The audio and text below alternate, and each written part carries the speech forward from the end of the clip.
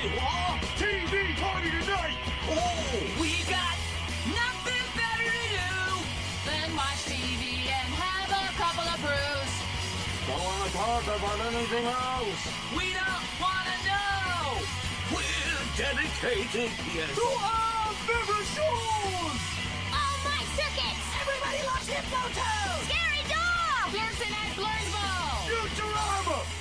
Good evening. This is the Radulich Broadcasting Network premiere podcast TV party tonight. I'm your host, the mandated reporter, and frankly, I'm mortified, Mr. Mark Radulich. And tonight, we are reviewing the Netflix original series, The Dark Crystal, Age of Resistance, which debuted on Netflix August 30th, 2019.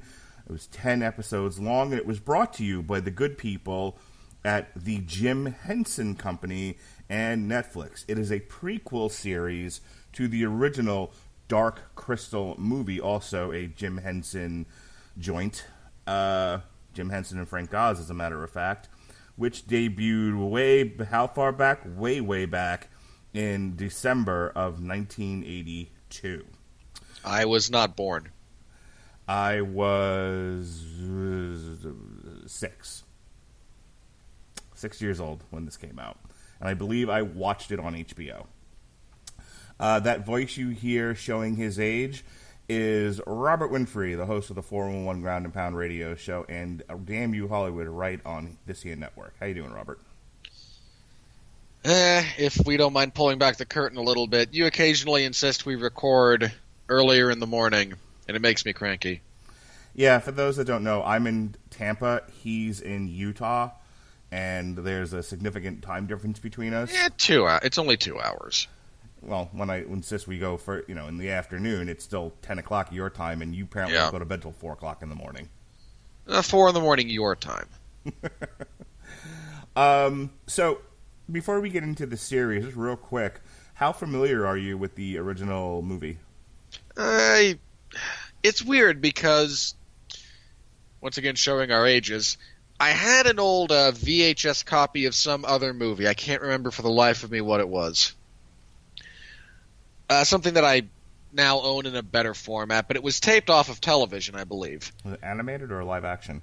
I don't remember. Was it Labyrinth? But, no. Secret of Nim? No, but maybe. The Last Unicorn? No. I'm going to stop guessing now. Go ahead. That's a good idea. But at the beginning of this VHS movie was the last big action piece from the original movie, from The Dark Crystal, which makes no sense out of context. It's Agra rescuing the Fizz gig, it's Mira getting stabbed, it's Jen returning the crystal, and then the big and it is just the climax of the movie. And it was just what was on prior to the movie that was recorded. And so it was forever on this VHS copy. When I turn it on, it's here, and it's literally like 5 minutes, like 5 to 10 minutes. So I just watch it before I watch what I wanted to watch. And years later, I would finally get around to seeing the entire thing. But this is, to me, the original movie, and to a lesser extent the series. It's Jim Henson experimenting with what he could do, with what he could, the stories he could tell, what the audience would go along with. For me, it's not as successful as Labyrinth, which would come after chronologically. That was what he and Frank Oz did after Dark Crystal. But I think Dark Crystal is a more interesting world, but a less interesting movie. And here we get, again, kind of the continuation of that logic of, let's experiment and see what we can do. Let's see how practical effects now mesh up with our contemporary computer-generated imagery. Let's see what kind of stories we can do. And, I think you and I both agree that the series as a whole is good, not great, with some stuff that stands out and some stuff that, has issues. So let's, I know for me, as I said, I watched it probably when it showed up on HBO sometime, I'm going to assume, in 1983. It was a long time ago, folks, so you'll have to pardon the lack of detailed memory there. But I definitely watched it at home. We had a VHS copy of it that we taped off of HBO, which I watched pretty frequently. It's on Netflix now. I just recently showed it to my kids. I mean, was it my favorite thing growing up? No, I liked it just fine. It was in the wheelhouse of high fantasy, which is a genre I probably enjoyed the most as a child, and as an adult, it's up there with standard action. I think it's 1A, 1B, depending on the mood that I'm in. I watched it a bunch. I liked it. The movie, just to give you some context, can be a little slow. It's a little drab. You know, at this point, Thra, the life has been sucked out of Thra. It's just a wasteland. And so it's the movie is structured as a journey, a quest. Jen's the only Gelfling, and has to go find the shard. So the first act of the movie is world building and sending him off on his quest, which is literally like he wakes up one day and it's like, well, the Great Conjunction's going to happen soon. You need to get out there, and like they throw him out of the house. Well, isn't the mystic he lives with also the other half of the Emperor who dies at the beginning of the movie? Yeah, there's a lot happening right at the beginning. The Emperor is dying. The head mystic is who's he's attached to. So probably if you've just listened to our shows and you don't really know what the Dark Crystal is, real quick explanation.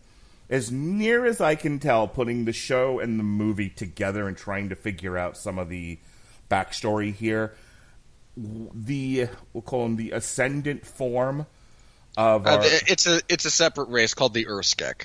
The Urskek, okay. The Urskek, after a great conjunction that split the crystal, separated them into two distinct beings, the Skeksis, who are like vulture lizard type creatures, and then the mystics. I couldn't even tell you what kind of animal they look like. They have long tails, long kind of snoopy snouts, and like hunchbacks. So anyway, since they are split, when one dies, the other dies, which they make a lot of fun use out of in the show. By the way, in the movie, in the movie, the Emperor dies, so the head mystic dies. That's the first time you see it. Later on, like a Skeksis gets stabbed, and then it flashes to the other mystic, and so the Skeksis like, "Oh, my hand!" and it flashes to the mystic, and he's like, "Huh, my hand," because it's bleeding too. See, so yeah, so with that happening, and the Great Conjunction, which is the lining up of all the suns and stars, which will then affect the crystal. The time is now. Jen's got to go find the crystal shard that separated off the larger crystal and plug it back into the hole before the Great Conjunction. That's the movie in a nutshell. And so it's the Skeksis trying to stop him trying to get there, and all the hurdles in between. The show is the prequel to that, because they're now. I was saying like, one of the reasons why I think I liked it, didn't love it, is like I said, in this world, the way it is now in the movie, the Skeksis have done environmental damage far and wide to this planet. It's sort of a dead area. Most of the places Jen goes to explore, he only interacts with a handful of creatures, meets one other Gelfling, and and the podlings that raised her, but that's kind of it. There's a few action sequences here and there. One of the Skeksis is ousted from the Chamberlain. Yeah, the Chamberlain is ousted from power, and they interact with him a bit. The show, but in contrast, before the planet has been drained of its life, essentially, is lush and interesting, and there's lots of creatures, and the Gelfling society looms large and is extensive, and there's a lot going on here. So I really liked it. I prefer, I think, the series to the movie for that reason. This is a point of comparison. Having watched the movie and watched the show, which did you come away having more of a liking of? I I think again, if you told me you're going to watch one or the other, I'd probably go with the show again. A lot of the visuals are easier to follow. They do a good job of maintaining, the traditional puppetry, but also for some of the larger set pieces or occasional bursts of action, they don't mind adding CGI to make the world seem richer and more living. And I think that was just the original was hampered by both its budget and the technology of its time. Like, I'm not throwing shade there. It's still, there's a lot of things that people enjoy about the original movie. There's things I enjoy about it. And I also think that I'm kind of a sucker for a tragic prequel. And I really do have to mention this again, not to overly spoil something that's literally older than I am, but I wouldn't get too attached to the majority of the Gelfling. Yeah, this is not a direct link to the movie. This isn't like Rogue One, that the minute the movie ends, the next movie picks up again. It's not that sort of thing, or I want to say it's The Matrix Reloaded and then The Matrix Forever, or whatever the third one was. Revolutions, where it's like, it picks up like minutes later. And we'll break this down, but just to get this out there, the show ends with enough grist for the mill having been left on the table that they could do a second season.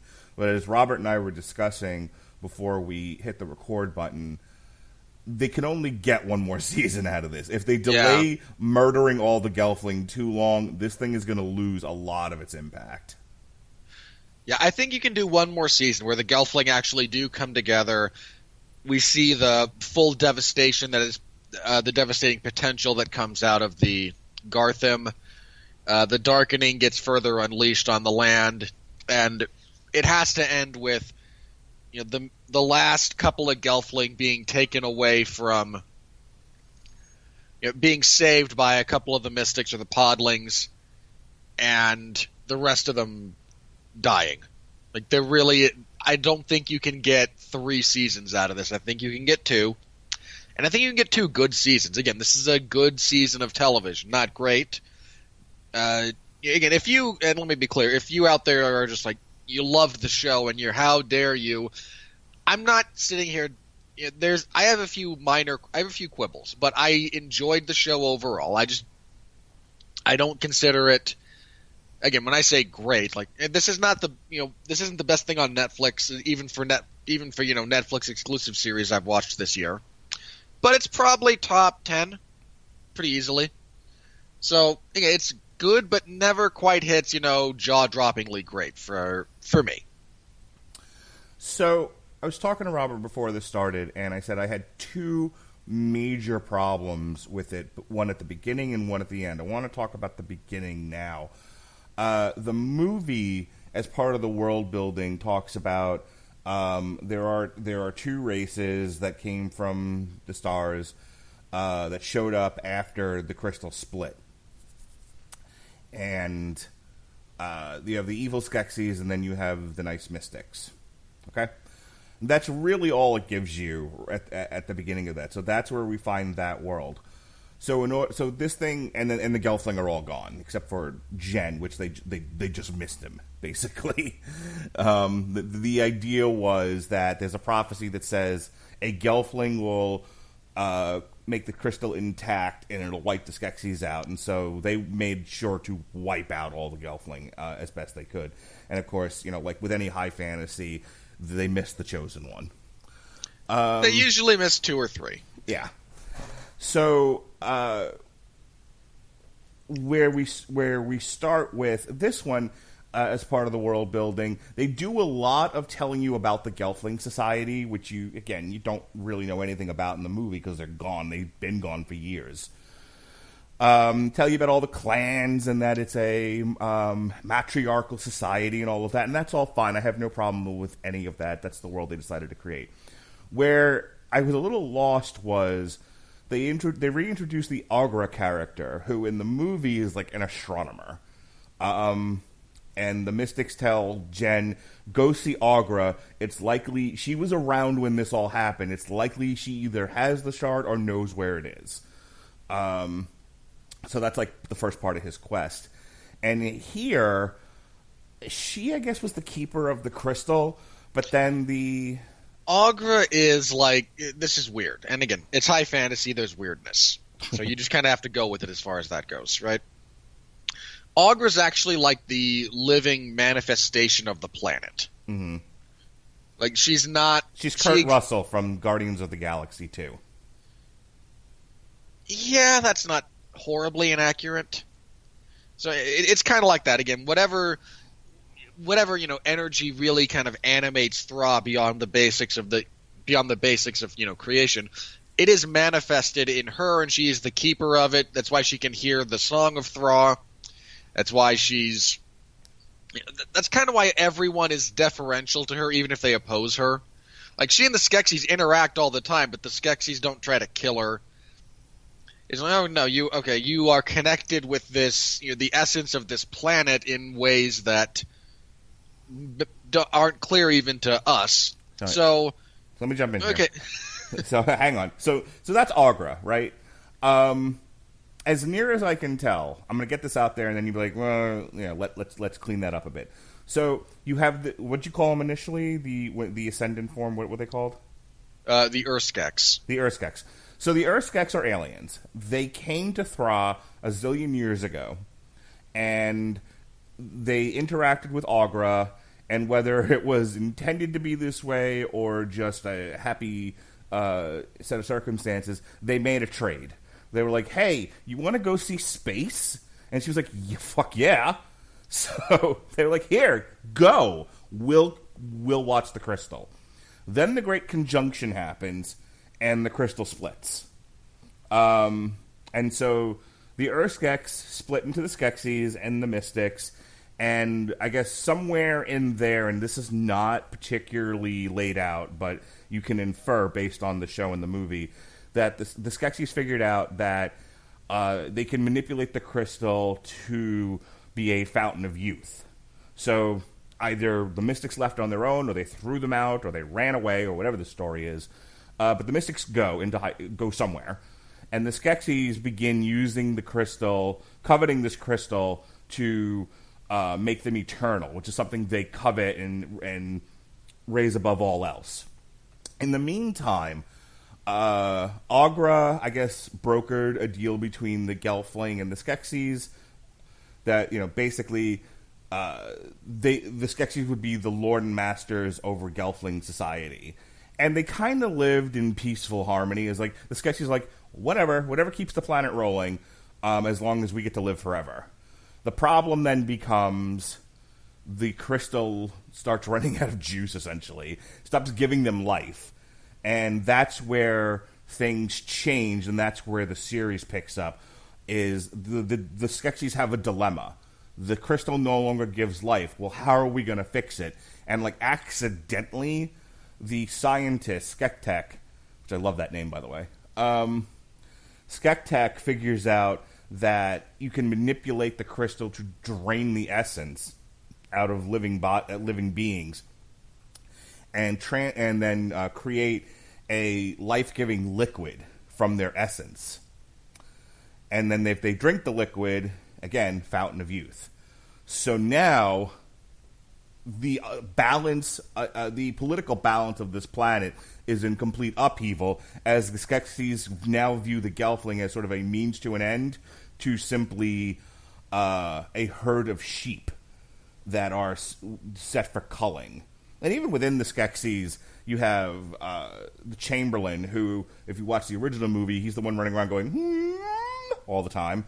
And he eventually gets, like, ousted after a trial by stone, which is them hitting this fucking stone with a sword.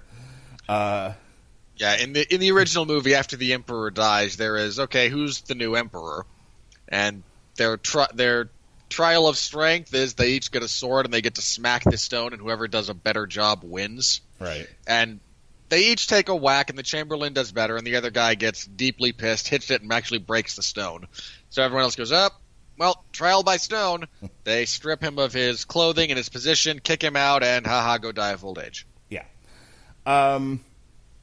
So the Chamberlain, who's sort of your like Rasputin of the group. He kind of trying to still maintain the balance. Like he's good with killing a few Gelfling here and there to create essence, but he doesn't want to upend the entire society. The rest of the sketchies could give a fuck less. It's like once they figured out that there was no reason to keep the Gelfling alive anymore, and just like, well, let's just create a liquor store full of essence. Yeah, that was the end of political society. And so that's kind of what gets the ball rolling. The Chamberlain even has the line, I believe. A wise, a smart shepherd will never cull their entire herd.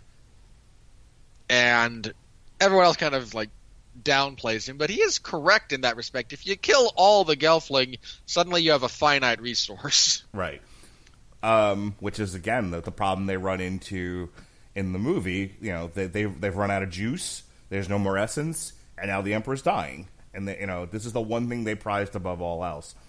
So anyway, our three heroes in this, the three characters that we're following along this tale, are Taron Egerton as Rian, who's a Gelfling Crystal Castle guard. He is the worst. Not Rian, Taron Egerton. Like, he's so bad. He's so bad. You hate Taron Egerton. You don't hate the character, right? I hate Taron Egerton's performance. Really? All right. I mean, as you... Well, okay, hang on. Hate's a strong word. He is profoundly overshadowed by literally everyone else who speaks in this movie. I watched the making of this, and he was so happy to be a part of it. He basically said yes before he even read the part. He could have been Rian the janitor, and he'd have taken the part. I'm sure he would have. So I feel like your judgment of his performance in this is you just don't like the actor. And Hold on.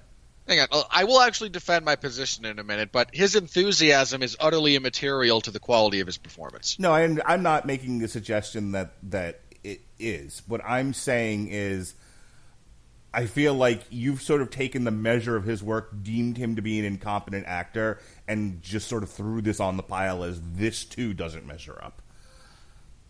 He's not incompetent. He's just not all that good. And you choose your adjective. All right. And look, again, we can go into.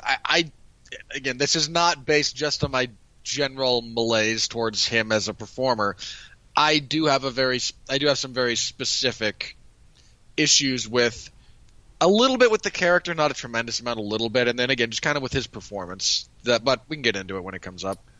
Then you have Breya, the youngest of the Gelfling princes of the Vapra clan.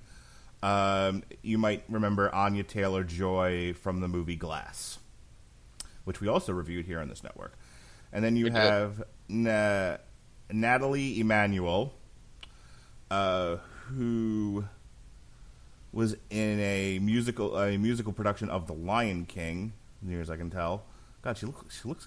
I feel like I've known her for something else, but I can't. In the little link that comes up when I click on it, I can't see what else she's done. She looks really familiar. She's Deet, born Deethra, Gelfling animal caretaker of the Groton clan. So, if you're Stonewood clan that Rian is from, which is kind of the forest folk, you have the Vapra clan. They're the city folk.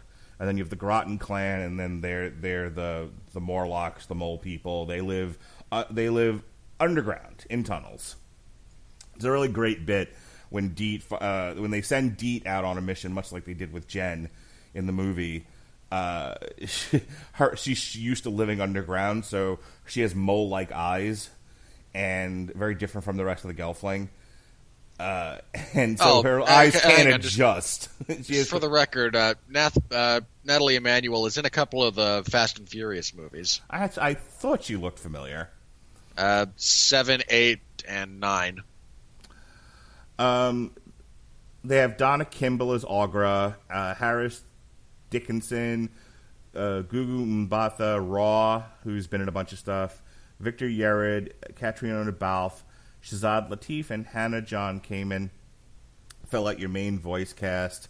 You have reoccurring voices from Eddie Izzard, who plays a hilarious Gelfling in this. I know you're sort of meh on Eddie Izzard, but that was one of my favorite little parts of this. Like when I realized it was him, I'm like, oh, that's funny as hell. Helena Bonham Carter is in this. Toby Jones, Lena Headey, Alicia Vikander, Natalie Dormer, James Dreyfus, Louise Gold, just to name a few. And then over on the Skeksis, you've got Jason Isaacs and Simon Pegg, Benedict Wong, and Mark Hamill, who plays the scientist, Skektek. Andy Samberg as the heretic, who's hilarious in this. Keegan-Michael Kay is the ritual master. Aquafina, I know that's one of Robert's new favorite actresses. No? All right. Is the collector. Harvey Firestein is the Gourmand. And Bill Hader is the Wanderer, one of the mystics. And Sigourney Weaver is the Myth Speaker.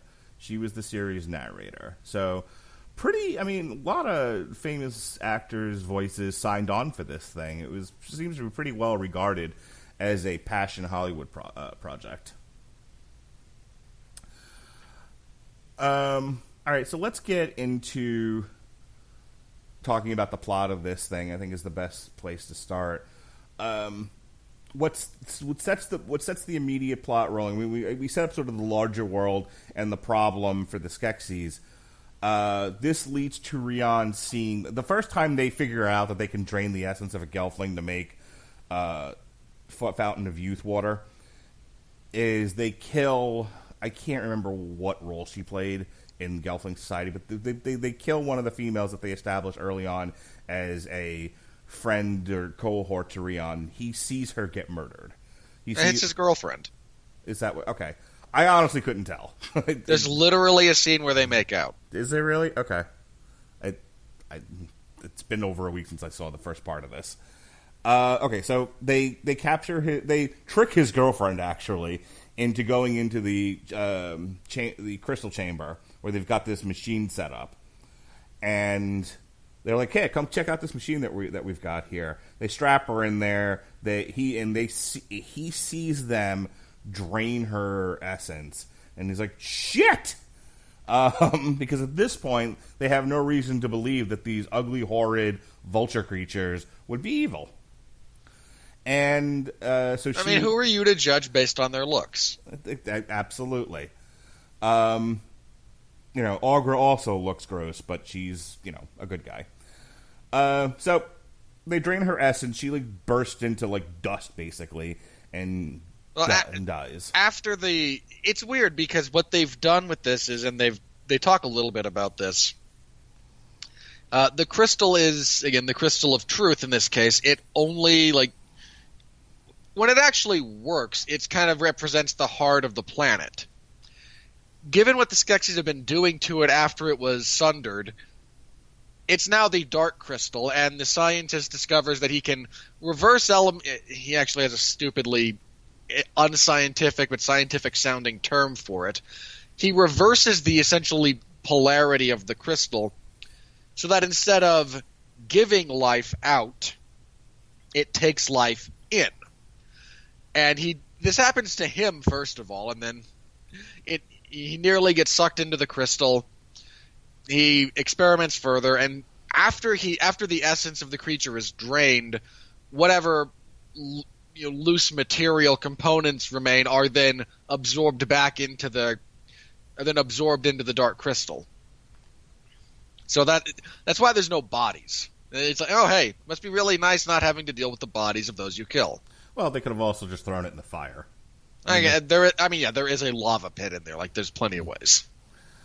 So that's his plot line initially. He sees the murder, and the Skeksis pretty much drag his name through the dirt, discrediting him, so that if he tells anybody, they won't mind meld with him. They have another word for it. Dream phase. Yeah, dream fast, I think is what they call it. But it's a Vulcan mind meld. They tell him they spread the word that he's a crazy person. He's got a sickness of the mind, and if you dream fast with him, you'll get the sickness too. So now nobody believes him. Nobody would ever think the Skeksis would do something so horrible until they find out that that's indeed what's happening. Yeah, there's a really interesting kind of point about all this. While the Skeksis are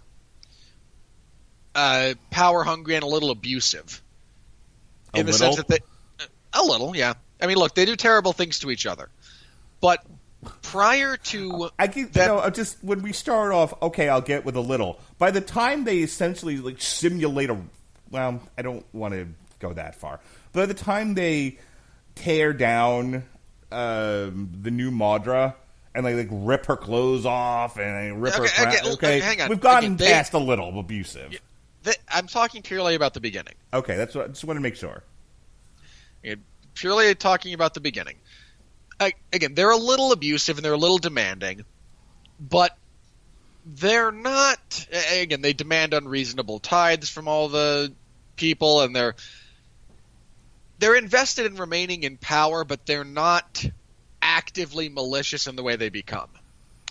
And it does kind of bring up this, when the Chamberlain says, no, we don't have to go crazy about this. All we have to do is, let me tell them that he's nuts, and they'll believe us. They always believe us. Why wouldn't they believe us? And while on the one hand it does kind of come off, it is, him being manipulative, there's also a bit of a degree of truth to that. Like, we've never really lied to them. We've never, there's elements of the backstory we don't know, but we've never done anything like we're doing here. Why would they upset the order of things? Right. They've maintained a relative sense of peace, and essentially this is like the Roman Empire, and the Gelflings are Gaul. At this point, the Empire's been in place for quite some time, and your opinion of it aside, it's working, and there's no reason to assume it isn't going to work in the future. And so one lone nut saying the Emperor has no clothes and just appointed a horse to Senate isn't going to change much. We can just deal with it. We don't need to upend the entire order of things. As long as this doesn't get... As long as no one actually believes him and this doesn't get out of hand, we don't need to go full nuclear here. Right. We don't need to burn Gaul to the ground. Which, of course, is exactly what they're going to attempt to do later. But they're not there yet. Circumstances change. And for those who are not unaware of history, Gaul is now modern-day France. Just thought I'd share that with people. Like, what's a Gaul? So that's kind of his story. Getting him out of the gate is he's on the run, and he has to deal with this horrible secret that every time he tries to tell somebody, they're like, "You're crazy," and it causes him further problems. And it actually does look like the crazy thing is the story that Chamberlain spins of, if you dream fast with him, you'll pick up whatever his illness is, plays out to anyone who takes that at face value and sees him dream fast with someone. I go, no, the Skeksis are terrible. I knew it. They were right. You're infected. Yeah. Very witch trial-y. And I'm just going to read this straight off the wiki here. Meanwhile, Princess Brea of Harar uncovers a symbol after questioning the Skeksi law following Harar's tribute to Skekok and Skeklach. So, Princess Brea is the youngest of three sisters who are the princesses of the Vapra clan. And their mom is like the head Madra of all the Gelfling. Each tribe has their own Madra, but she's the Madra over all the Gelfling. Somewhat aptly named the All Madra. Yeah. So we have the one sister who is obedient, but harbors a lot of frustration and resentment. That's the word I was looking for. Very resentful of the youngest sister, who trucks with no responsibility. She's just in the tower, in the library, doing her own thing. She's like, she's not so much interested in being a princess or the Madra. She's trying to learn things. She's essentially Belle from Beauty and the Beast. Knows the book the whole time. Meanwhile, you have the older sister, but she's like the favorite of the daughters. She's mommy's little baby. Then you have this older sister, the eldest, who's like, I am forever at all these stupid ceremonies, and I am forever doing what the Madra tells us to do, and I am preparing myself for my inevitable queenship, and yet I am looked past. I am not favored as much as the baby, and so there's conflict between these two sisters. And then there's the middle sister, the fun one, who sees both point of views. It's like, you're both dopes, but I love you. Yeah, she's the member of she's the military one. Like, she's the one who went into the army and is now, head of the guard or some such. Yeah. And she constantly plays peacemaker between the oldest one. Like, oh, why is the baby being babied? Why don't I get any credit? Like, you're the one who's going to become queen.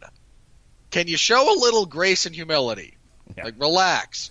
And the baby's like, why am I suddenly required to do things? Because you're a princess. Suck it up and look beyond what you want to do once in a while. Yeah, and if you're wondering why are we belaboring this particular point, because the eldest, what is the girl's name? The eldest daughter will have Celadon. Celadon will have such a delicious fall from grace and sanity. And you have to have this backstory and really understand the dynamic between the sisters to understand how she falls so fucking hard. It's one of the best parts of the main drag of this show, at least in my opinion. Yeah, it's rather than the Skeksis, it's actually her, I think, that drives a significant chunk of the action through kind of the middle third of the series. Yeah, where I picked it up, because I watched it in two parts. I watched the first 5 episodes, like I said, a week ago Sunday. Whenever you're listening to this, like I said, it was almost 2 weeks ago. And then I watched the last 5 right before we recorded this podcast. And the chunk that I watched today shows it's right as the Madra is killed by the Skeksis. And the daughter just fucking loses her mind. She just goes crazy. And, like, you can kind of... And it's not, like, crazy, like, foaming mad. It's more of, now I'm in control. Just all that resentment sort of just bubbles up. And you can see it in her puppet eyes that, like, the synapses in her brain have just snapped. And it's like, the Skeksis would never lie to us. No matter what, at this point, no matter what everyone who's a Gelfling who isn't a Skeksis says is just poison, and everything the Skeksis says is good, right up to the point where she actually starts dressing like a Skeksis, and then she goes to them and she's like, maybe not kill all the Gelfling. Yeah, this is the depth of both her insanity and how far the Emperor and kind of the Skeksis have fallen as well at this point in terms of their lack of logic. She goes and says, they're spreading lies about how you're draining us for essence, and the Emperor goes, no, that's true. We did that. Oh, well, can you stop? No. Well, okay. How about just kill the traitors? How about, you asked for 7. How about, we'll send tribute and you kill how about you just kill the traitors and we'll keep up a tribute to you, we'll get 7 volunteers every so often and you can just drain them and, leave me in charge, leave the rest of the Gelfling. And it's this great scene where Oscar Isaacs, who hams it up to such a delicious degree, and it's accented by the puppetry work on the Emperor. It's Jason Isaacs, by the way, not Oscar. Jason Isaacs. Yeah, my mistake. Different people. Yeah, he just seems to pause for a second and goes, nope. And they all start laughing again. Like every time, like this poor Gelfling, like, no, I don't want a war. I just want peace. And nope. How about I concede this point? Nope. How about this point? Nope. And so, like, we're laughing about it because up to that point, it is kind of funny. Like, her world, she's now betrayed the entire Gelfling society, but in a last-ditch effort to at least preserve some degree of life, of society, she goes to them thinking she's on equal footing, or, to the degree that she can be, and her whole world just gets shattered. So it's like she's betrayed the Gelfling. She isn't really favored by the Skeksis. She's a man without a country, and And then the whole scene, like, just summarily changes to an uncomfortable degree. I guess we'll talk about it now. To an uncomfortable degree. Like, you and I, the comfort or discomfort with things varies greatly. Just short of distasteful. The Skeksis mirroring what they do to Chamberlain in the movie, by the way, only this is worse. You got to remember, the Gelfling are these little elf-like creatures, very, very small in stature, especially compared to these large, very strong, very tank-like, like turkey vultures that are the Skeksis. And there's about a dozen of them in this scene. And they dive on her. It's just a dog pile. And they're like ripping things off of her, and like you don't necessarily see into the pile. They don't do any close-ups of her. It's just a pile of Skeksis, and she's on the bottom of it. And look, this is what happens when your political ambitions fail within for the Skeksis. Yeah, I'm not. That's not the part I have a problem with. No, that's just further explanation. I'm not trying to dismiss your point of view on this. It's the physicality, the brutality being portrayed. Because again, imagine it's a group of guys, and that's a dainty girl. I don't think I need to be more graphic than that. You let your mind go where it needs to go. But that's what made it uncomfortable to me, because that's what I saw. I saw, like, 6'5" football players dogpiling on a 4-foot girl. So do with that what you want. Saw, but and look, this is one of the things where you and I will disagree. Not because you're right or I'm wrong or that kind of thing, but I saw a bunch of puppets. Okay. I was all in. I was. I did not see them as puppets. Again, let me be clear that I don't mean that in some kind of pejorative sense that these don't feel like real characters. They do. But you took an extra step with it as far as relating this to reality that I did not. Yeah. And that's not, how, I don't think you're incorrect to take that step. You just did, I just didn't. So it's like I said, it's important to understand that her journey is informed by the fact that up to the point that the mother dies, there's this long backstory of her not being the favorite child and her having to take on responsibilities that the younger child gets to shirk. And it's implied, and I tend to think it's probably accurate. Even the middle child, will do the princess routine on occasion when it doesn't actually conflict with her duties as a member of essentially the military force. Mm-hmm. And then there's just the baby who does what she wants when she wants and is indulged 90% of the time. And it's deeply frustrating. Yeah. So now you know why Celadon goes nuts, which is an important part of the plot. And then another Gelfling we meet, who is Deet, who's your stinky hippie of the group. She's not a hippie, thankfully.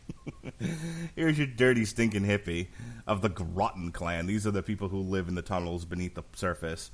Can I just say, there is one of my favorite lines that comes from her. Oh, yeah? What's that? Someone asks, she's trying to fit in with the other Gelfling. The Groton are isolated. They live in the tunnels, and a lot of the other Gelfling think they don't even exist anymore. There's just no real interaction. So when one of them shows up, she doesn't really fit in, and one of them reacting badly to her presence and her smell and everything, kind of goes, "When was the last time you washed your hands?" And her response is, "Why would I ever wash my hands?" It's not an unnatural response when you live in dirt tunnels. I'm just saying. But it is funny. Her perspective on that isn't if you lived where she lived and did what she does, no, that makes all the sense in the world. Sure. So Deet of the Groton clan embarks on a mission to save Thra from being consumed by the darkening, a corruption building up within the crystal. The planet's dying, basically. And so they sent her out to go figure out why it's dying. Yeah, the sundering of the crystal, as well as what the Skeksis have been doing to manipulate it, is actively, again, destroying the life force that binds Thra together. And it's starting to manifest first underground. And she is given again a quest by the sanctuary tree who's been trying to fight it off essentially by itself. Like I'm reaching the limit of what I can do here. I need help. You're the only ones in a position to help me. Go do something before this gets worse. So, moving on, there's a lot of the first half of this series sort of deals with Rhiann, the traitor, the ever developing evolution of the essence sucking machine. It goes through a few different iterations. The introduction of the spitters. Now, that's important because in the movie, there are these crab beetle things. The Gartham. The Gartham, who are running around collecting... by this point, it's podlings, but in flashbacks, it was the Gartham that ran around collecting what was left of the Gelfling to be brought in to be drained. Well, the Gartham don't exist yet. The Spitters do, and the Spitters are like these spider creatures. The Ascendancy. We are the Borg. Yes. So so there's little ones, little baby ones, and then there's the big giant tank ones. The little ones crawl on your face, and then they take over your mind, and now you are still your body, but your mind belongs to this spider hive. It turns out the Spitters were driven from their homes, and so they've got an issue with the Gelfling. And the Skeksis sort of manipulate them into joining them against the Gelfling, and so for a while they're fighting the Gelfling. And then through a series of incidents, they are convinced to switch sides. Well, this is important. This is actually, I think, just this little bit of interaction. There's a lot in this show that all of the individual Skeksis have their own thing that they do. You have the Chamberlain, who's kind of responsible for public relations. He's the press secretary. You have the General. You have the the Master of Ceremonies. You have the Collector. Like, they all have things that they do. And then there's the Emperor, who's just in charge of everything. But for a while within the context of this, you kind of wonder, like, okay, are you just the Emperor because you're the Emperor, or do you actually do anything of value? And then you get to see a little bit that he's a very dangerous character, just kind of within his ability to manipulate the situation. Again, it's different than how the Chamberlain does it, who is more, again, like, kind of smaller scale because of his position. He's the Littlefinger of this show.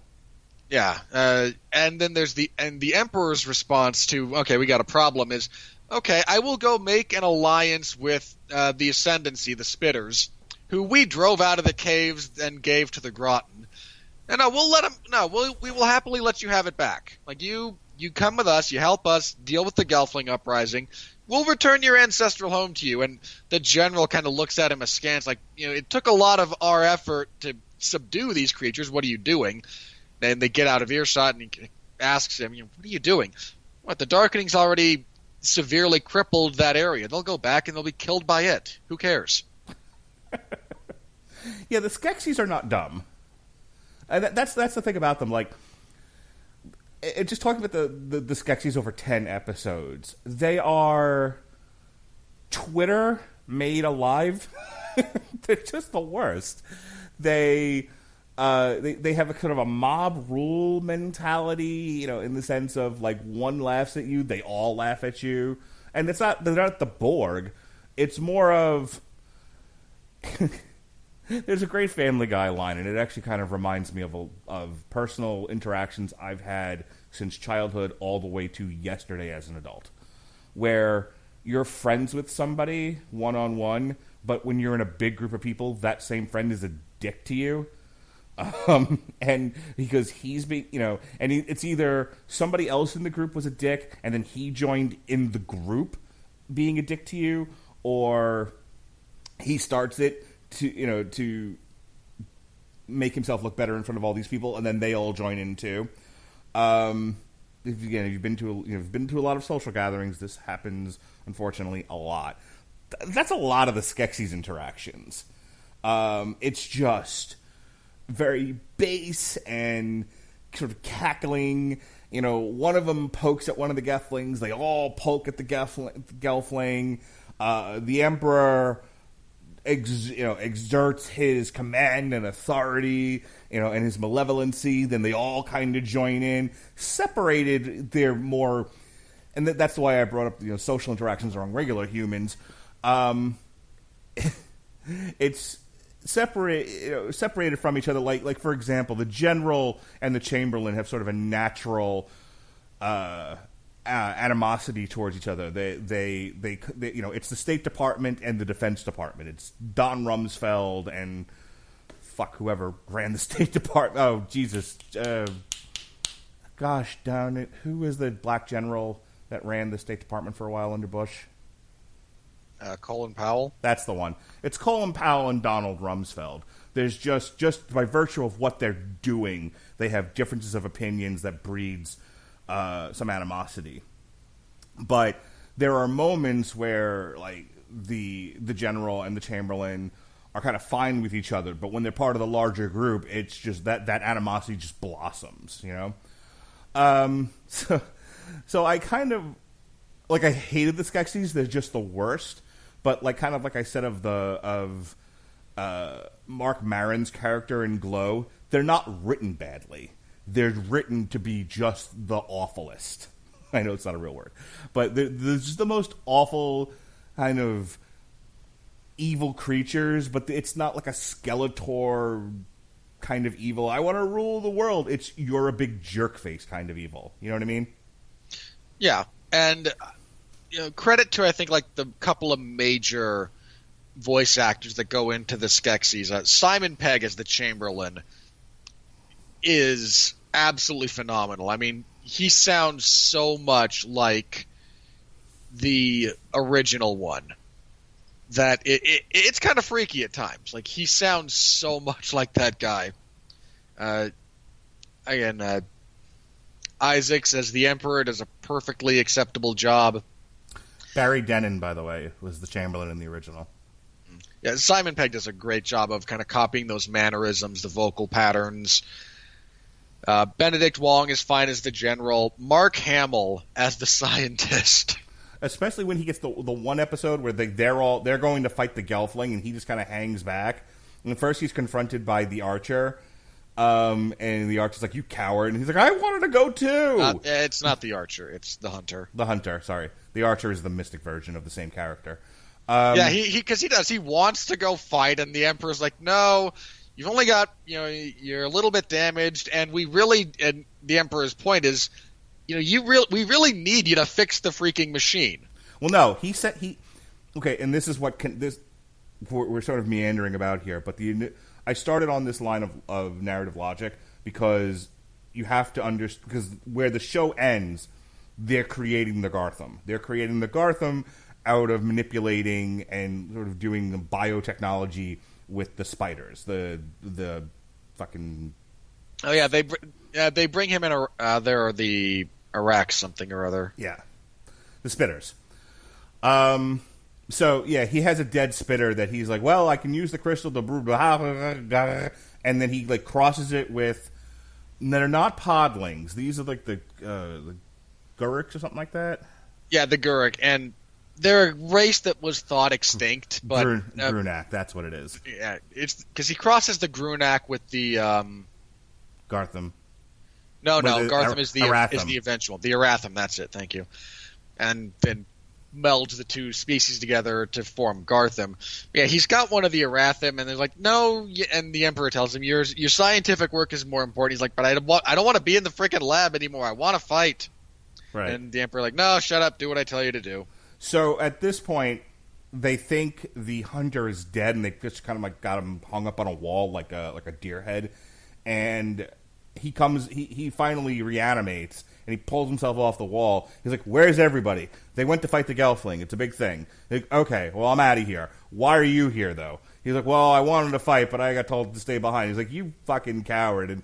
And so we were talking about Mark Hamill's performance, and he's just like, God damn it! At which point he starts to have Ferris Bueller's Day Off. He's smoking pot in the throne room. He's having a ball. He's like, that's what he's doing. That's what he's doing when the hunter reanimates, and then the hunter ruins his good time. Right, that's right. And then he walks into the lab and he gets attacked by the Grunak. There's the Grunak have kind of, because their mouths are sewn shut, and they've kind of found a way they've found something sharp, and they've freed part of themselves, and they don't want to be slaves anymore, and he's just had it up to here with them. Throws one into the lava pit, stabs the other one, and then, crap, I lost my helpers. But maybe... And then he again fuses their two corpses, and then reanimates it with the power of the crystal and Gartham. Yeah. So, like I said, it's worth talking about the creation of the Gartham. One, because if there's going to be a second part to this, they're going to be a huge part of it. Two, in flashbacks, you see they're basically the Nazi thugs that the Skeksis sent out to collect all the Gelfling. They're basically the Skeksis don't have an army. Like, I got the impression not all the Skeksis live in the castle. Some are scattered throughout the world. The heretic obviously doesn't live there. He lives out in the desert with his counterpart. The hunter just kind of roams and does his thing. I thought they implied there were other Skeksis out and about that would be good in a fight. But there's not a lot of them. And certainly at the end of the movie... There's probably less than 20 total. Yeah, I was going to say, certainly at the end of the movie, when all the Skeksis ascend, there looks to be about, at best, a dozen. So it's not like so they don't have an army to, and sort of skipping ahead here, and this actually leads to my major problem with how this ends. But you realize that the Skeksis are outnumbered by if all the Gelfling got together and took on the Skeksis, they're outnumbered at least 20-1. Yeah, it's a pretty... This is set up in a couple of different times when the Gelfling try to... Because there's a couple of different times after after the truth is made known to them. Like, the castle guard try to revolt. And there's a not insignificant number of, castle guard Gelfling, but not enough to overcome the ability disparity between them and the Skeksis, and they lose. Right. And there's a few others that just they try at different points in time, and again, if all the Gelfling get together, then the numerical disparity becomes so great that they're not going to be successful. Yeah, at some point, even if your army doesn't have the firepower of your defenses. You have superior defenses, you have superior firepower, but you have a third of the volume at best. At some point the numbers just overwhelm you. And that's where we are with the Skeksis and the Gelfling by the end of this, so thus the need to create the Gartham as their army, which is obviously going to be wildly successful for them. So I just want to I touched on the nature of the Skeksis and how they're represented. Like I said, I loved it. I thought it was delicious, deliciously evil. It did kind of ping, like I said, some of those negative social things, which was just about growing up through life and dealing with sometimes shitty friends. What were your opinion of how the Skeksis were portrayed, so as a group, as a little society? I was fine with it. I mean, again, what happens when the Urskek split is you get, the side of them that actually has wisdom becomes the mystics, but it's wisdom basically without drive, without ambition. By contrast, the Skeksis are full of ambition as well as the desire to consume everything, whereas the mystics are full of wisdom and a desire to kind of leave things as they are. I think it's why I compared it to like the living embodiment of Twitter. It's the worst about human nature writ large, embodied by large turkey vultures. Yeah, I enjoyed the Skeksis as what they, in no small part because much as I enjoy nuanced villains, and I do, you do on occasion just need characters that don't really have redeeming qualities. Yeah. Like, no, you're just evil. And you know what? There's a great bit where like they negotiate with Agra to, at some point they capture the three sisters, and they've mind controlled one of the sisters, and they're gonna drain the eldest and the youngest, and the middle one is gonna help them do it. And they're saved in the tada nick of time when Agra shows up. And well, Agra shows up, and isn't that also right around the time that the Gelfling renegotiate with the Arathim? Yeah, relevant to that particular scene though. The Okay. hunter is dead or on the verge of dying, and they're trying, and the Emperor is like, we can't. And again, this goes to this it's a very well written beat in the narrative, because he was like, we must portray to the Gelfling to the as much as we can that we are immortal, and if one of us dies and they know it, then they'll just assume we can all die, and there goes what little power we've got. Because again, outnumbered 20-1. So it's probably more than that, but yeah, just horribly outnumbered. Yeah, I said at least. It's hard to tell how many Gelfling there are in each society. We only kind of see them show up all in numbers at the very end, and then even then at the very end, yeah, it's kind of a brief thing, and it's only part of each society, and yeah, it's whoever showed up right at the, it's kind of like it's the end of Avengers Endgame. It's whoever just they could get and showed up. Yeah. So they maintain power by the projection of strength. And if one of them dies, that chips away at their projected armor, and then these people will wake up possibly and see it would be really easy to take out the Skeksis. It would just fucking do it.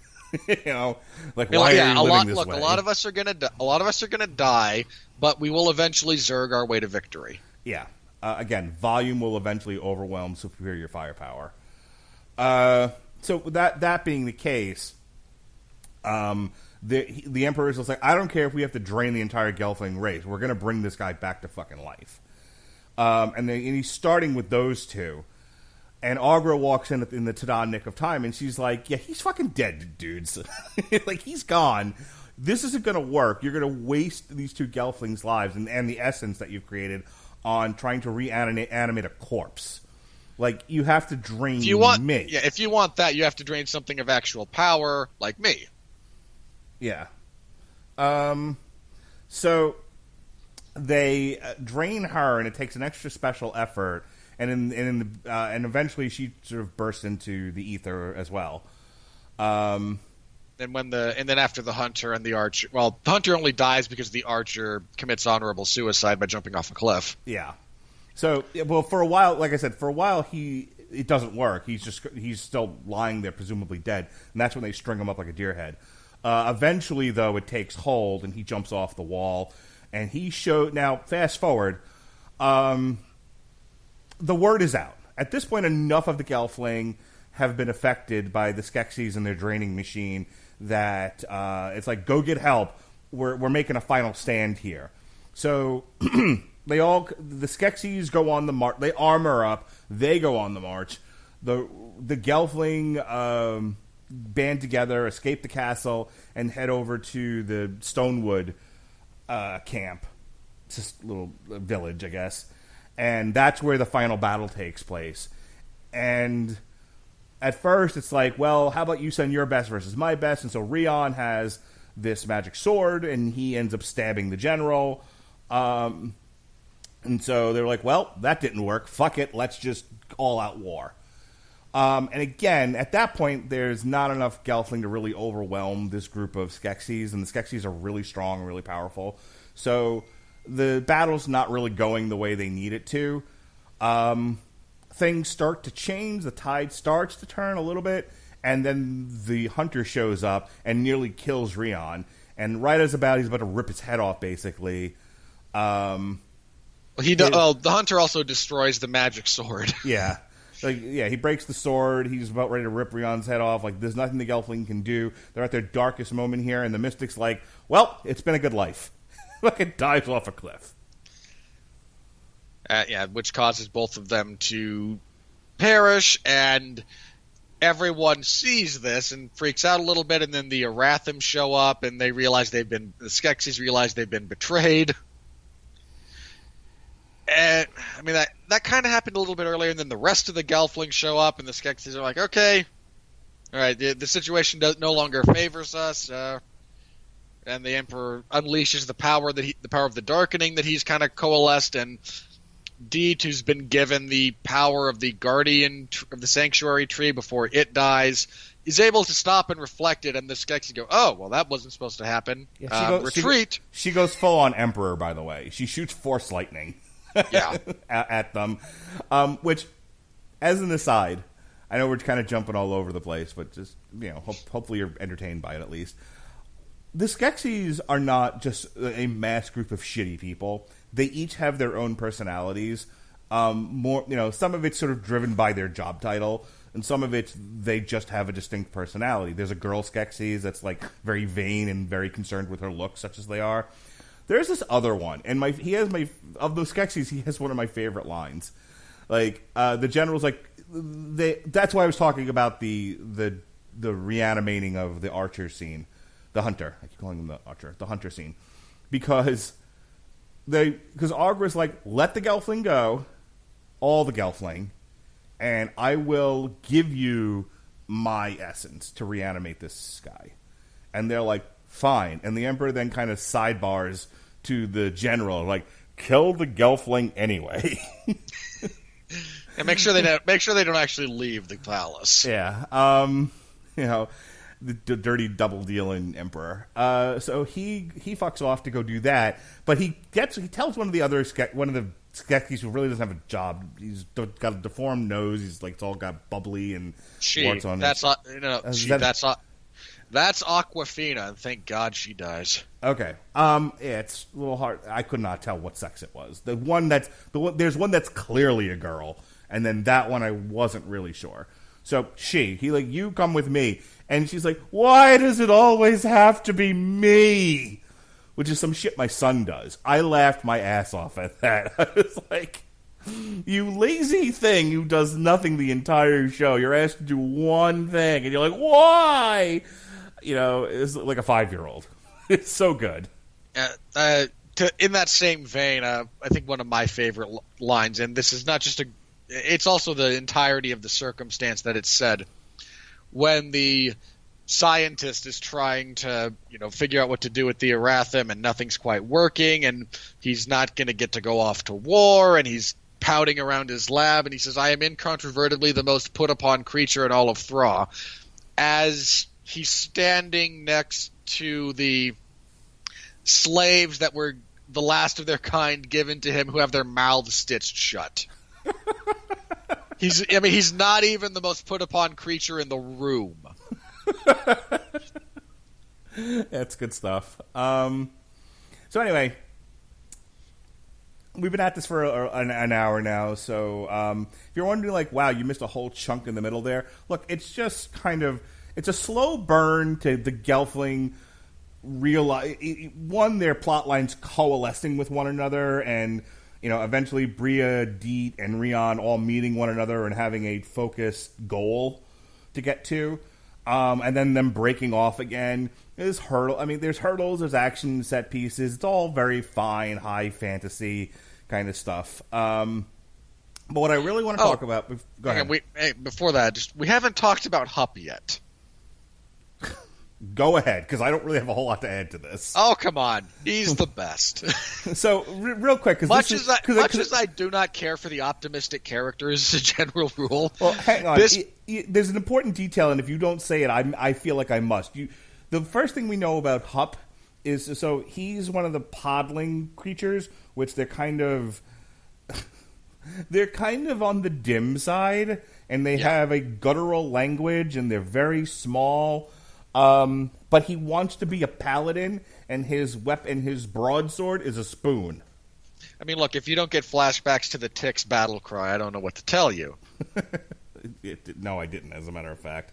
Come on. Oh, his battle cry is Spoon. Well, now that you've said it, sure. But look, Hup, I'm not normally one for the plucky, optimistic sidekick as a character or trope, it's just, it tends to grate. I find them more grating than enjoyable 90% of the time. Hup, by contrast, has this ridiculous goal that is never actually going to happen. He wields a spoon because he can't actually wield a sword. But, gosh darn it, he's going to try. And I think what kind of sold me on Hup as a character, not only his interactions with Deet, which are kind of amusing, because while he is a podling, and thus, kind of a second-class citizen in some respects, I mean, citizenry implies equality in all other ways, and podlings, again, they're on the dim side, they're on the self-indulgent side, they're kind of like children. Like, they're infantile in a lot. I mean, some less so more than others. I think I'm very much stuck on the scene where Bria is forced into servitude as punishment for disobeying the queen, the Maudra, and she has to bathe a bunch of them. And they just are not having it. There's one eating mud. There's another one bathing in it. There's one running around naked. Yeah, they're kind of like, your son, but their maturity level never really gets above that of a 5-year-old, no matter how old they grow. I would go with 3. 3, okay. Your son, whatever age he is. He's 5, and he can sit in a kindergarten class and earn rainbow for his behavior, which is the highest level, you jerk. Uh-huh. Rainbow. Yes. Anyway. You start out with a green, and then you can move your clip up to, I think it's blue, then pink, then rainbow, and rainbow is the highest level. Yellow and red are unacceptable, by the way. Naturally. Anyway, point being, again, this is a somewhat impossible dream, but gosh darn it, he's going to try. And again, what kind of sells me on him is the couple of different scenes where he is very obviously self-aware of what's going on. Like, no, this is impossible. I had this stupid dream and I was going to try it, but now that I actually look at it, this isn't a sword; it's a stupid spoon. What am I doing here? He's a noble imp. He actually in the scene where I want to say Deet and him show up to one of the Stonewood villages, and they're attempting to drink ale. This clan of tunnel dwellers is looked poorly upon by all the land-dwelling societies of the Gelfling. And she's just they're just on a quest, and this happens to be where the inn is at that time, kind of a thing. And they walk in, and it's like the piano player stops. Everyone's just kind of giving them side eye, and they won't let her get to the beer tap. It's a whole thing, and I think at one point either she gets attacked or knocked over or something, and a couple of the other Gelfling are just giant dicks, and they're like, no, you can't sit at the same table as us, and shove her over, and he's not having that. You go use that water fountain over there, the broken one, that sort of thing, and he just starts fucking up all sorts of Gelfling. Yeah, so again, Hup is kind of awesome in that respect, and I'm also, like I said, I'm not usually one for that kind of plucky sidekick, but Hup does enough that is, again, self-aware, and he's not. I like that, despite being, again, the optimistic variant of the characters, he's not irrationally optimistic. He's never obnoxiously, well, golly gee whiz, it's all going to work out okay. He's also not utterly useless. Yeah, thankfully. He does stuff. He's not Scooby and Shaggy. He's not the lovable scaredy cat. He's not like an Orko, where he's a bumbler. He's trying his level best and sometimes succeeding. Yeah, so that's kind of all I wanted to say about him. But I do feel he deserved at least, cursory acknowledgement as a somewhat valuable addition to the presentation of the entire show. So there's not a whole lot of other detail. I want to talk about the end battle and where the series leaves off, because that's all important stuff. But if you're wondering, like, well, there's a whole thing in the middle. Look, it's a lot of this person gets captured, we got to save them, or we got to get this item, or people, like I said, coalescing and splitting apart. Very, very high fantasy, very D&D-ish. It's Willow, it's Labyrinth, it's all of those things. It's fine. It's solid, high fantasy, 10-episode television. When you've heard us do these TV parties on Netflix shows before, we talk about the tightness or the looseness of a particular series. We think some of the Marvel stuff, rather, tends to be a little too much. Too many episodes, not enough plot. I will say this about the narrative structure. I thought it was all good. I thought 10 episodes was perfect, and they filled each episode right to where it needed to be. I want to talk about the end, so is there anything in the middle or any part of what I just said you want to add to? No, again, I agree. 10 episodes was just about right. It all flows very nicely. There's not a lot of pointless filler. Nobody goes to the mall.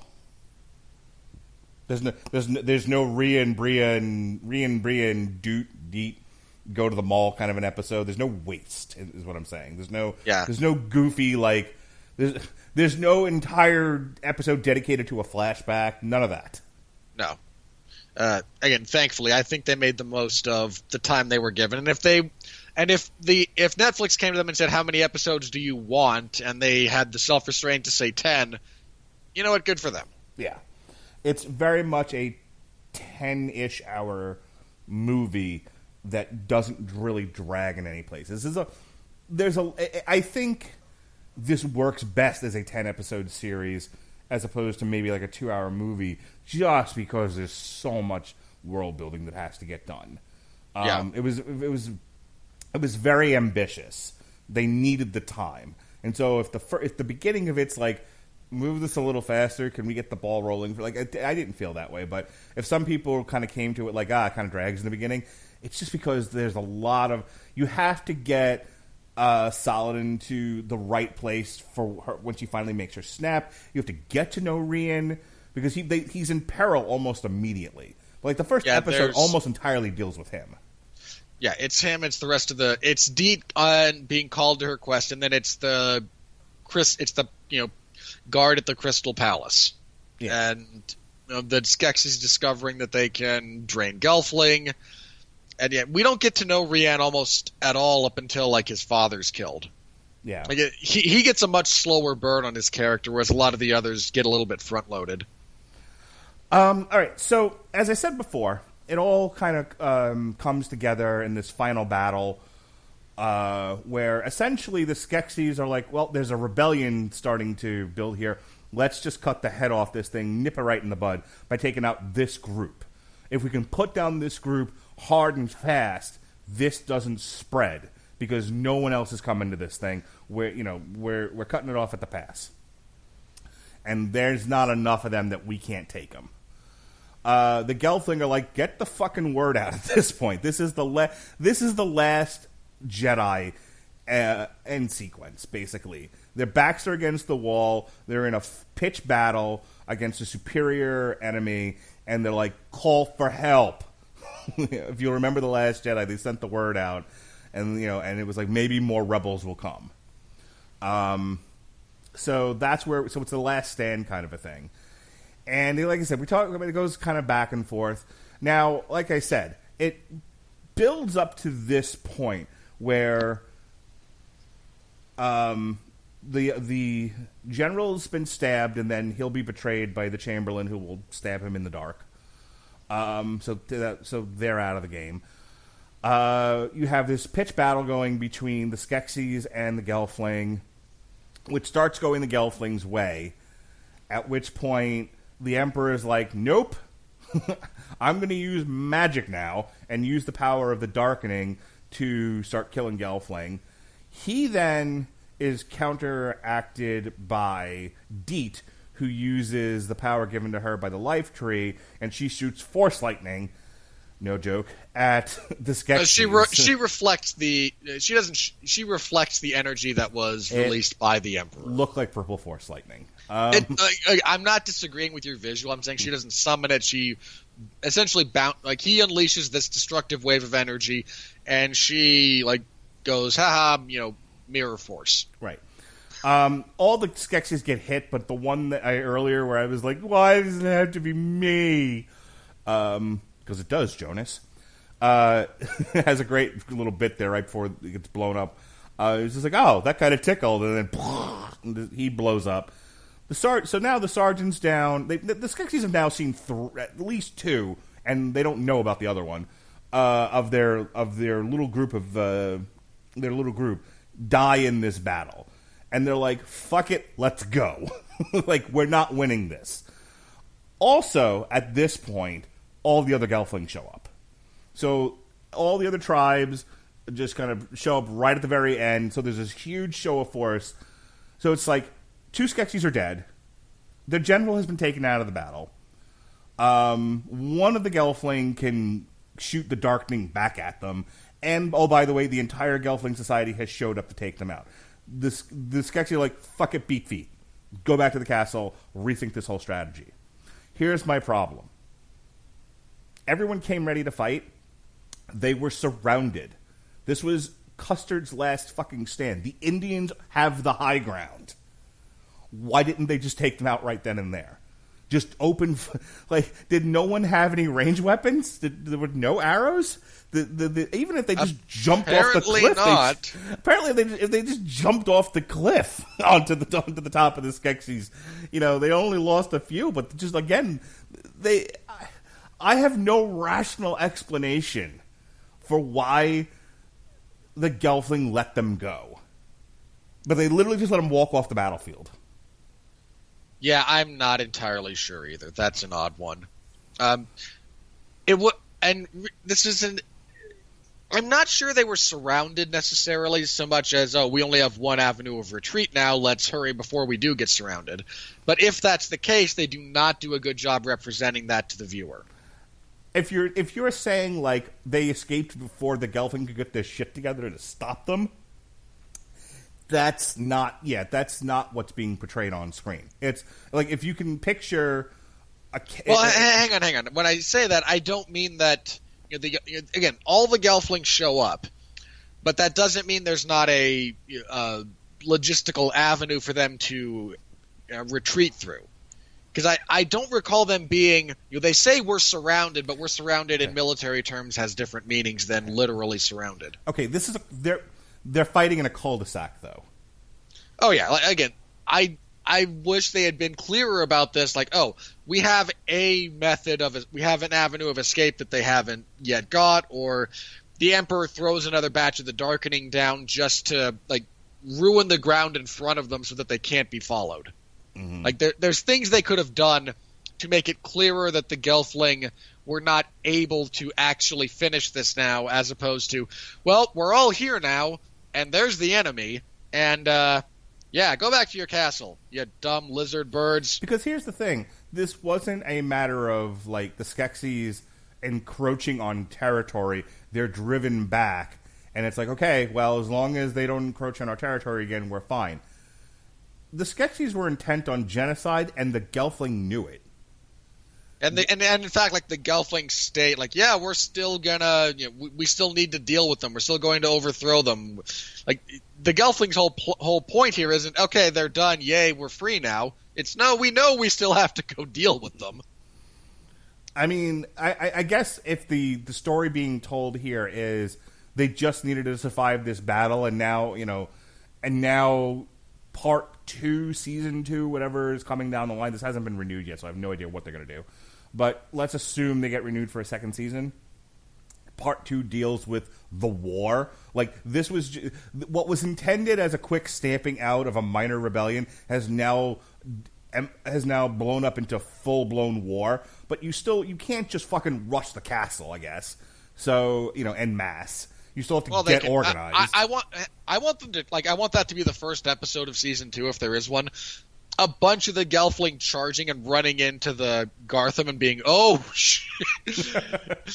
Like, a small group at the back is the only survivors of this charge of the castle because there's these unholy abominations that exist now. Right. And okay, we have to rethink. And now, so at that point, it's the Gelfling. Okay, we have to rethink everything now. I mean, that's possible. It's just like I'm saying end it right then and there, and it may have just been they ran faster than we could get our shit together and get down in there because they are. Because like I said, I described it as the battlefield as sort of a cul-de-sac. It's one lane in, one lane out, and they and the Gelfling are at the end of the cul-de-sac, and it's easy for the Skeksis to just back up and leave faster than, and so everybody that shows up cliffside. They're at the top of this cliff that overlooks the cul-de-sac. So I guess without jumping down, or firing arrows, let's assume they have 0 range weapons. Okay, fine. They couldn't get into the battle at that time without hitting their own Gelfling, or their weapons don't reach. Whatever may have been implied. You don't get to see these armies, so I'm taking wild stabs in the dark here. But okay, well, we know where they are, and they have no defenses. We were their defenses at one point. We were the castle guard. So we'll get them tomorrow. It'll be fine. And then that's actually a really good way to start the season is, we're going to form this one little army. That's all we're going to need for this. And they all get summarily wiped out by the newly built Gartham. Well, again, at least the group that goes. We know we need a bunch of us. Well, no, I'm not saying all of Gelfling society. I'm saying they send a unit. They send it they need to send not just a unit, but there's a small army, not a huge army, but a small army is going to go attack the castle. We're going to see if we can just deal with this here and now. You can even send Rian with them because he knows the place inside and out. And the other Gelfling, okay, we're going to continue organized. We're going to keep joining up. Assuming you're successful, we're going to need to establish some kind of new rule. We're going to have to make sure everyone's on board with everything. And then, Rian and 3 others come staggering back, bloodied and haggard, and no, guys, this isn't gonna work. That went badly. There's these things. Yeah, there's these crab tanks that are giving us itches, and and we don't know what to do about this. Yeah. So that was my major problem with this. The other, because like I said, I'm making it's a contrast in the narrative in that everything was pretty tightly focused. I said I had to infer a lot in the beginning. That's why I spent some time sort of hashing that out. It's not firmly set how we got from aliens to 2 separate beings to rulers of this group. They just kind of skim the details. So I have to infer a lot. That's why I went through all that. Then you get to this pitch battle.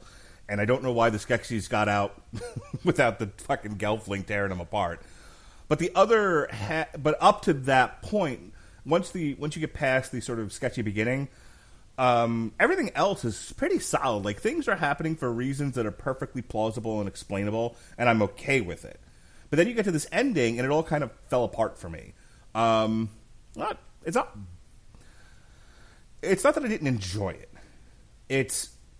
I didn't understand why the Skeksis got away, and there's no good explanation, so that's a problem I have with the writing. Here's the other problem I had, same degree of issue. When Jen goes to see Aughra in the movie, he's like, I'm here for a shard. I need a shard to fix the crystal. And Aughra's like... Oh, by the way, when they kill fucking what's-his-nuts, the archer, the hunter, he dies, the mystic dies, and Aughra reforms. Exactly as she left. Though she has a really... You still with me? Yeah. Though she has a really funny line about, I may be reborn, but I'm still old. Yeah.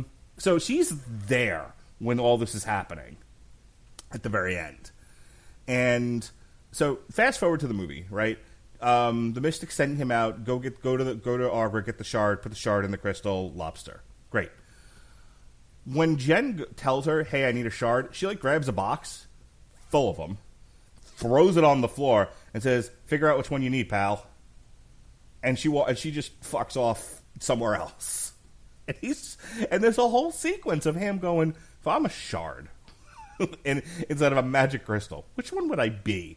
And he plays his flute, and he plays, which I guess is he plays the song. The shard responds to the song, and he figures out that's the one. Did she forget?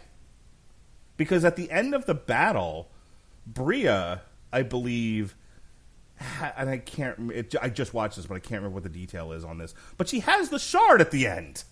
Look, the crystal, the shard of the crystal is in the pommel of the magic sword. That's why when Jen stabs the general with it, he reacts much worse than the average stab from a sword. Like part of his essence gets drained.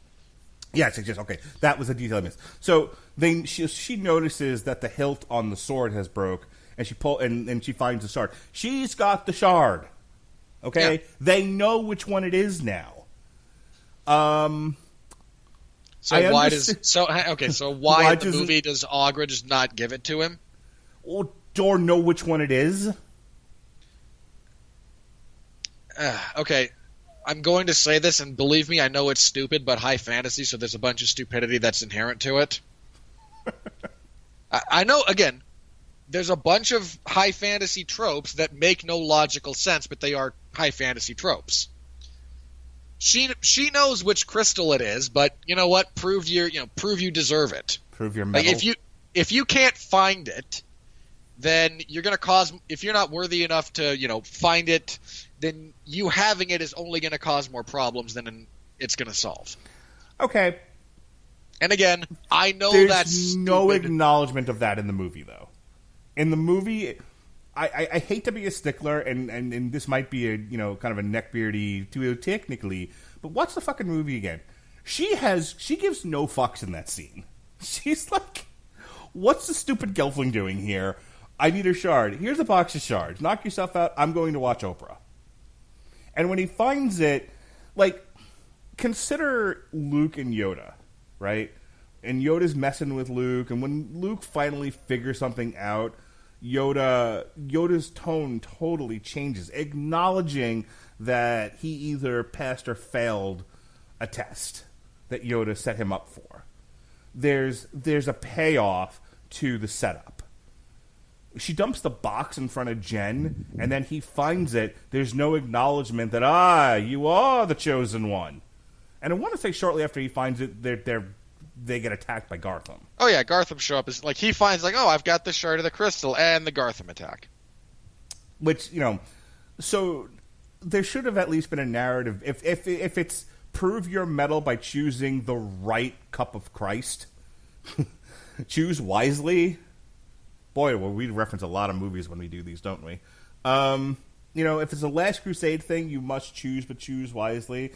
At least the fucking knight in that one said, you chose poorly or you chose wisely. There's an acknowledgement before the whole place comes apart and I gotta run out of there. Well, in fairness, the Dark Crystal did occur before the Last Crusade. Yes, but that's... Come on. I'm just saying, maybe if he'd seen it, if Jim Henson had lived to see that movie, then, he thinks about that whole sequence a little differently. Maybe it's also that, maybe it's a character thing as far as Aughra goes at that point, that she's tried this already, and she's just so jaded by the time we get to her in the movie from seeing the entire Gelfling race annihilated, that she just you know what, I can't do this again. I've been down this road. Knock yourself out. Give it the old college try. I'm just waiting around for the heat death of the universe. Like I've done my bit. This ended badly. I don't care anymore. I'm not getting up for this again. You're just one person. I tried with an army. It didn't work. If you want to go knock yourself out, and fine, go. You go knock yourself out. I'm watching my stories. In the movie, was it established that if the crystal isn't repaired by the time of the Great Conjunction, the crystal's just going to blow and the planet's going to go with it? I don't remember exactly what it is. I think the way they phrase it is, if the Great Conjunction comes around and it's not healed, it will the alignment of cosmic energy will actually do what the Skeksis have been trying to do in the television show, which is it will just give off enough energy to make them immortal. Okay. I don't know. That's the best I've got. It's been a while since I've seen the movie. I'm going to have to watch it a second time before Thursday when we do the on trial and try to pick up a few of those minor details, just to fill in the blanks for myself. Because if you just focus on Jen's quest, you've got wings. Well, of course I've got wings. Well, I don't have wings. Of course you don't. You're a boy. Even as a kid, I remember all the adults in the rooms groaning at that. But anyway, you don't remember that bit? I do. Okay. I again, I mentioned people groaning at the "Of course you don't, you're a boy," and no reaction out of you. I'm puzzled. I figured that'd be a thing you'd react to. It's a profoundly stupid thing, but sure. It's such a minor detail that who cares? It's funny to me. What can I tell you? All right. Okay, at least you amuse yourself. I really do. At least twice a day. Now listen, other than minor quibbles with some of the narrative beats and maybe a drop-off in writing at the end, overall, perfectly enjoyable high fantasy. I'll give you the last word on this. Or anything not said that you felt needs to be discussed. I really liked the Hunter. From a visual perspective, I think he's the only one of these characters. I mean, again, they're all puppets. He's the only one not lumbering. Yeah, he feels less like, a full puppet construct and more like a human in prosthetics, which I think they actually did for a few shots.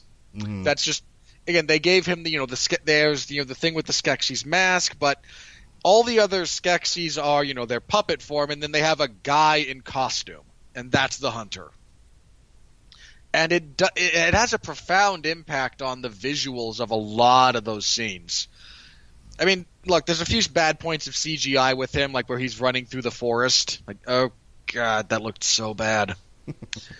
But anytime times other than that, like there's scenes where you just get like a sudden wide shot of him standing and everyone else kind of hunched over, and he draws his weapons, and you kind of go, oh, crap.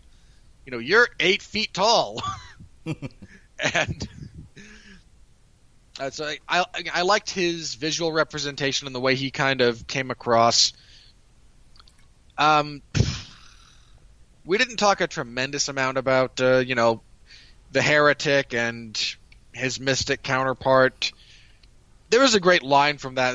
We're going to tell you the story of what happened using the most ancient and sacred of storytelling methodologies, puppetry. Okay. Okay, fine. You get a bit of a chuckle and a clap for that one. Good on you. So I think that, and again, at the end of the day, this is a good, not great show that if it gets a second season, and I hope it does, I like that they didn't shy away from the Skeksis being evil and doing evil things. And again, if we get a second show, a second season, don't get attached to the Gelfling. That's not going to go well. Yeah, the Dark Crystal is a tragic saga, not a comedy saga, for sure. Yeah, I would, and I am perfectly happy with, again, a tragic prequel like this that establishes, Aughra being jaded to explain some of her behavior in the movie, the demise of the Gelfling. I'm completely okay with that. Like, yeah, go for it. I would, if we get a second season, don't drag this out. We don't need 10 seasons of the Clone Wars, all right? Yeah. Don't drag this out. You have a concise story. Tell the concise story and let that be the lead into the movie. In fairness to the Clone Wars and then Revenge of the Sith, that's a 3-year battle out in space with 2 huge armies. There's a lot to mine for that series. I understand, and I have no issue with it existing. Okay? Again, my issue is, boy, it's taking us, we have 10 seasons of material. And maybe there is, enough material within the expanded universe to make stuff. Okay. But,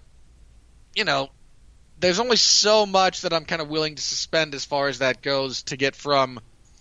Well, it took us, 10 years to represent this 3-year space of time. Well, okay. They need to. I'll tell you what season 2 does need to do. They need to establish the Grunak as more of a thing, because you need the Grunak to create Gartham. You need the creation of Gartham and enough Gartham to bring down the entire Gelfling race. I'm wondering if there's other beings on this planet that we just haven't met yet that have kind of been neutral through this, or just, the Skeksis didn't bother with them. The Gelfling don't interact with them. They're just on the other side of Thra. And the Skeksis are kind of like, well, we're fucking out of allies right now, and the Gelfling are coming. We have no defenses. We can't make, the Gartham fast enough. So we need to form allies. And they, and if I haven't read the comic book or any of the YA books, so I don't know if those are things that exist in this universe or not.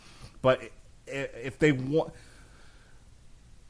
other than the creation of the Gartham and the elimination of the Gelfling, I don't know what else there is to do in a second season without creating new races of beings to interact with the Skeksis.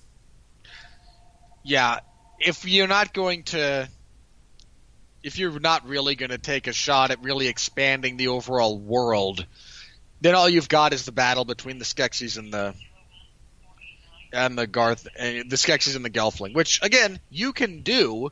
I think you could get another 10 episodes out of that, but that's about all you've got. Well, like I said, narratively speaking, there has to be a reason that the Gelfling don't immediately sack the castle, because right now they've only got one Gartham. They got if it takes one Aratham and one Grunak to make, there's somebody out there going, Jesus, guys, what the fuck?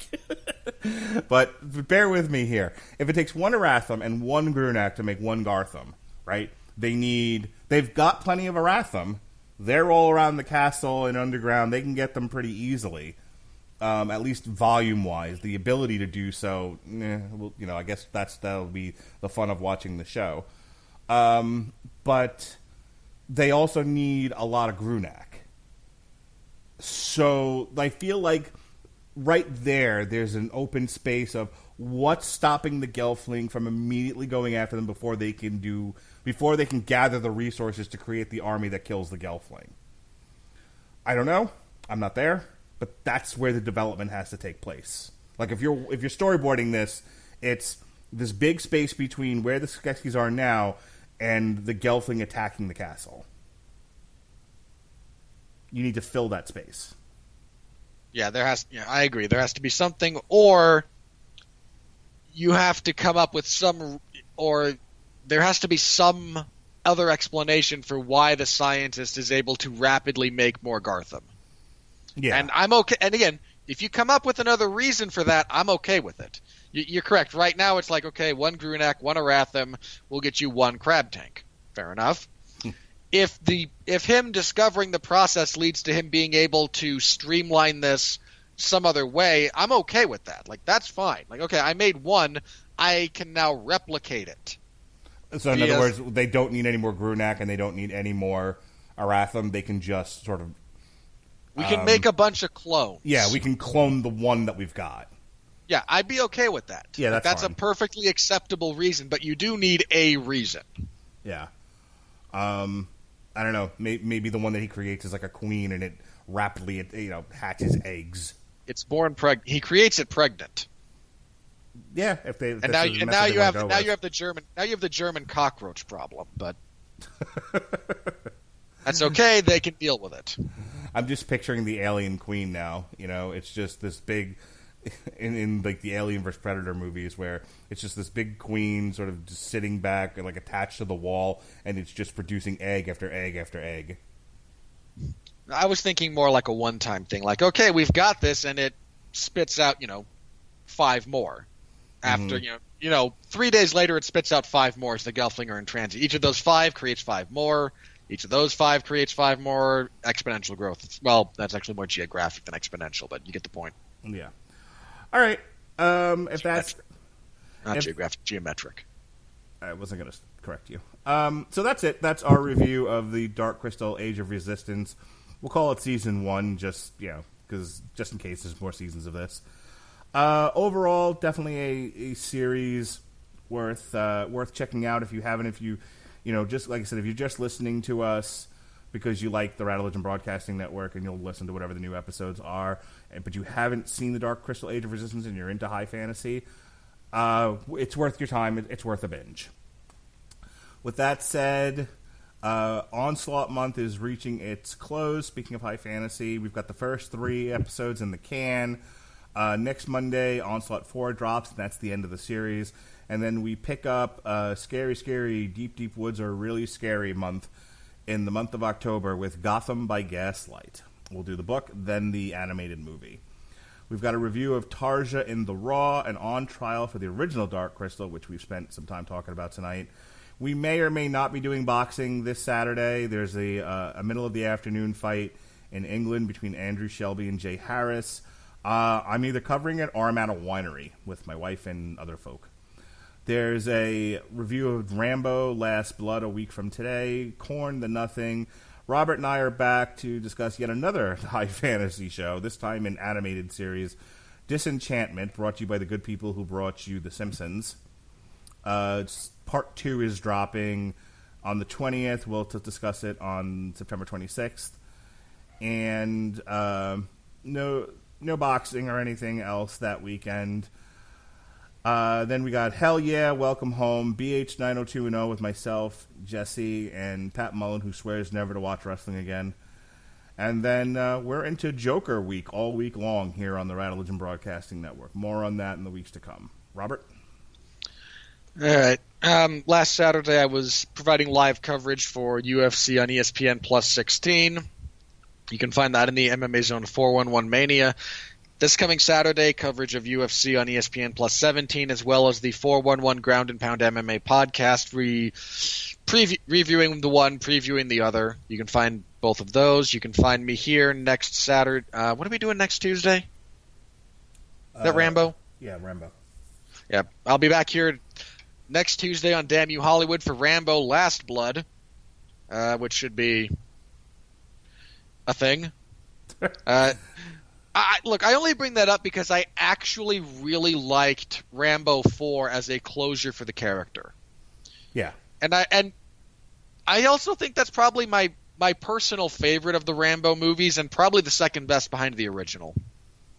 Yeah, I'll go along with that. I mean, Rambo 2, just because it really kicked the series into high gear, and it's obviously it's the Rambo that everybody associates with the character, not the first one. The first one, no, it exists, and that's where you meet the character. But the one if you say Rambo, the name evokes that iteration of the character. Yeah, I agree.